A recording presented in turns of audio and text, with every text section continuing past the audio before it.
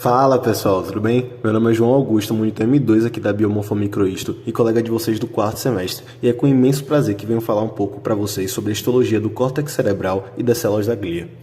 Primeiramente, vamos falar da neuróglia, que é sinônimo de célula da glia, e as principais células são os astrócitos, os oligodendrócitos e a micróglia. Focando então nos astrócitos, precisamos saber que estruturalmente, morfologicamente, eles são divididos em dois tipos, os astrócitos protoplasmáticos e os astrócitos fibrosos.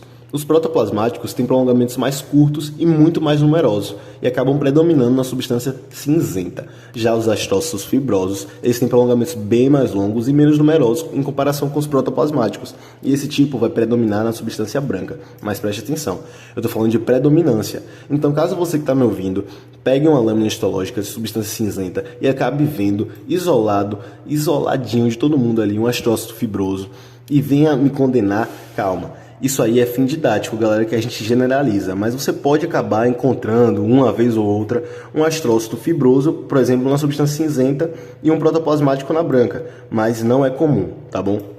Então, eu vou desenhar aqui para vocês dois corpos celulares, só que olha como fica a representação do protoplasmático, como ele tem muita ramificação, porém curta, ele fica parecendo assim uma manchinha, enquanto os fibrosos são mais longos, mais retos, menos numerosos. Você consegue ver melhor cada prolongamento. Vou jogar aqui os desenhos na lâmina para vocês verem como tá linda essa representação. Essa lâmina aqui da esquerda, a gente vê como parecem várias manchinhas os astrócitos protoplasmáticos. E aqui na direita, como a gente consegue ver melhor os prolongamentos. Histologia é lindo demais, velho. Já que falamos dessa mudança morfológica dos dois tipos de astrócitos, vamos para a função que vai ser a mesma para ambos. Então, eles têm a função de sustentar e modular a atividade do sistema nervoso central, regular o movimento de substâncias e fazer o tamponamento espacial de potássio. Aqui na direita, temos uma linda imagem 3D que está mostrando aí um astrócito, mostra também um capilar. E que tipo de capilar é esse? Quero ver se vocês estão bom mesmo. Bora! É um capilar contínuo, galera. Sistema nervoso central é contínuo, com exceção do capilar do plexo coroide que é fenestrado, tá bom? Então, vemos muitos pés vasculares, que são o local onde o prolongamento faz contato com o vaso, e se vocês se lembram bem da semana 2, isso aí é a barreira hematoencefálica, gente. Mas eu tenho um desafio para vocês, para você que é miocardio também, eu quero ver se você lembra que célula é essa aí de verde. Se quiser pausar um pouquinho o vídeo para tentar lembrar, raciocinar. Então, vamos lá. Essa célula aí é o pericito, pessoal, que é uma célula de suporte dos capilar, que pode também se diferenciar em outros tipos celulares. Antes da gente prosseguir, só queria explicar um pouquinho melhor para vocês essa história de tamponamento espacial do potássio, caso não tenha ficado muito claro, tá bom? O potássio na nossa barriga acaba que é muito permeável, e os astrócitos fazem o quê? Eles bloqueiam e modulam essa passagem de potássio de acordo com a nossa necessidade, porque se os astrócitos não fizessem isso, iria passar tanto potássio, que ia desregular todo o equilíbrio eletrolítico no sistema nervoso central, não só do potássio, mas como de outros vários íons que acabariam também se desregulando depois da desregulação do potássio, tá bom? Então, fechamos aí os astrócitos, vamos logo para os oligodendrócitos. Esse tipo celular é responsável por formar a bainha de mielina no sistema nervoso central, enquanto o sistema nervoso periférico é a célula de Schwann que forma a bainha de mielina, tá bom? Então, assim, o oligodendrócito é responsável por isolar eletricamente esses axônios. Morfologicamente, seu corpo celular é arredondado, pequeno e possui menos prolongamentos do que os astrócitos. O próprio nome já diz isso pra gente. Oligo significa poucos e dendro significa ramificação. Aqui temos uma imagem em 3D dessa célula, onde vemos os prolongamentos linguiformes. Chamamos assim porque o prolongamento ele acaba que forma a baía de mielina se projetando sobre o axônio como se fosse uma linguinha e se enrolando. Então a gente chama aí de prolongamento linguiforme. Gente, eu sei que essas representações em 3D são muito interessantes, mas o importante é focar na imagem da lâmina histológica. Então, essa lâmina histológica aí que eu trouxe para vocês, a gente já sabe que é substância cinzenta. Mas por quê? Olha aí. Temos um corpo celular de um neurônio. Substância branca não tem corpo celular neuronal. Então, já fica ligado.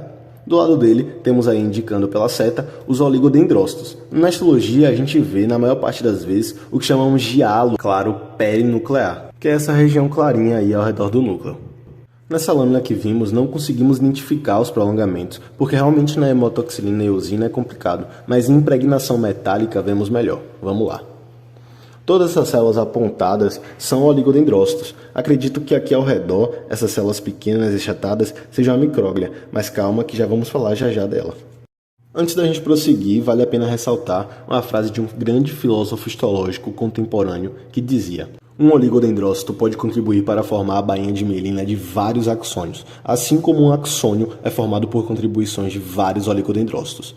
O nome desse filósofo, pessoal, é Guto de Salvador, uma lenda sensacional.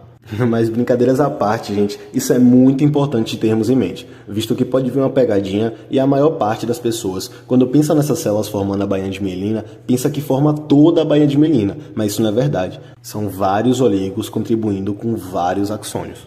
Fechamos então os oligodendrócitos, vamos partir para as pequenininhas micróglias, que é um tipo neuroglial que é o principal defensor, faz parte do sistema fagocítico.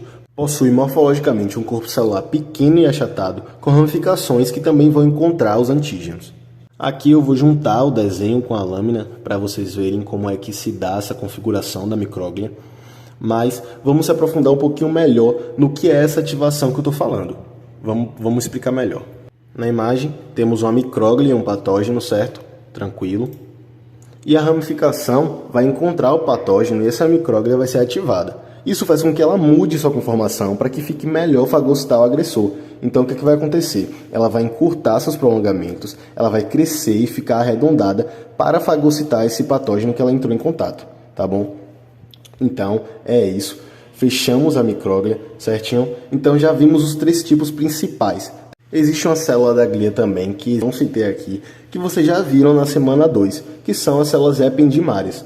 Mas esse tipo de célula e também a estrutura do neurônio em si, vamos deixar para a aula presencial. Olhando então esse desenho esquemático, a gente vê ali a micróglia rondando a área, né? O astócito está ligado ao capilar e ao neurônio para dar todo o suporte que ele precisa, e o oligodendrócito emitindo seu prolongamento linguiforme para envolver o axônio e formar a bainha de mielina. Então, diferenciamos todos os tipos celulares da neuróglia. Bora falar do córtex. Então, para falar das camadas do córtex, já trouxe esse modelo simpático, bonito, e vamos abrir o crânio dele e explorar melhor as camadas da substância cinzenta dele. Então, com o córtex aqui exposto, vemos ali o giro pré-central e o giro pós-central. Vamos pegar uma lâmina da região do giro pré-central, responsável principalmente pela motricidade voluntária. Lembrem disso.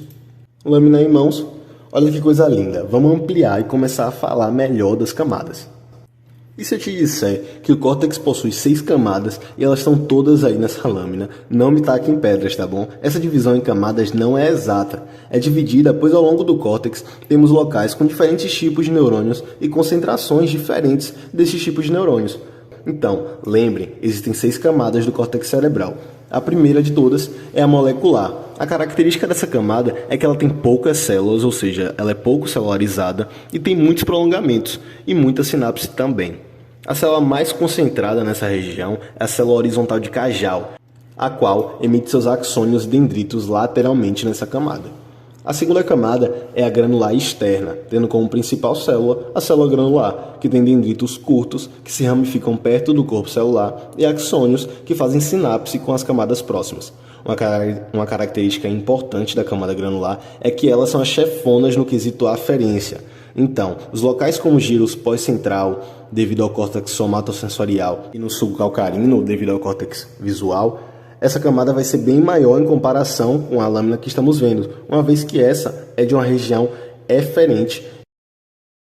Partindo para a camada piramidal externa, a principal célula é a célula piramidal, que tem esse nome por causa do seu corpo celular, que se assemelha aí a um triângulo, certo? E essa célula é a principal eferente do córtex, eferente. O tamanho dessa célula varia de pequena, média, grande e gigante. As maiores piramidais, as gigantes, se encontram na camada piramidal interna, que já vamos chegar nela. A célula piramidal, então, ela possui 2 tipos de dendritos. Um apical, que parte para as camadas superiores, fazendo sinapse, principalmente ali na molecular, e dendritos basais, que se ramificam perto do corpo celular. Já seu axônio é apenas um e se direciona para a substância branca. Como eu já disse antes, essa lâmina aí é de giro pré-central e justamente por isso essa camada é bem maior comparada à granular, pois o componente eferente é muito mais presente. A camada granular interna ela já vai ser similar à externa, porém mais densa em questão de celularidade. A camada piramidal interna é a principal camada eferente e é nela que vão se encontrar as maiores células piramidais, as células gigantes, que também são chamadas de células gigantes de Betz, que grande parte delas dão origem ao trato córtico espinhal, trato motor importantíssimo que vocês vão ver aí na anatomia, certinho? Então, como camada mais interna, temos aí a camada multiforme ou fusiforme, que possui dois tipos de células principais. As células de Martinotti, que emitem um axônio apical, lembrem, é um axônio apical, que vai em direção às camadas superiores, principalmente a camada molecular. Já seus dendritos se ramificam próximo ao corpo celular. O outro tipo celular característico dessa camada multiforme são as células fusiformes, que possuem um corpo fusiforme, como seu nome diz, e emitem um axônio em direção à substância branca. Sei que é muita coisa, galera, mas voltem o vídeo, anotem direitinho as características de cada célula, de cada camada. E é isso, pessoal. Espero que tenham entendido, tá? Qualquer dúvida, eu e o Lara estamos aqui para ajudar. Muito obrigado e fui!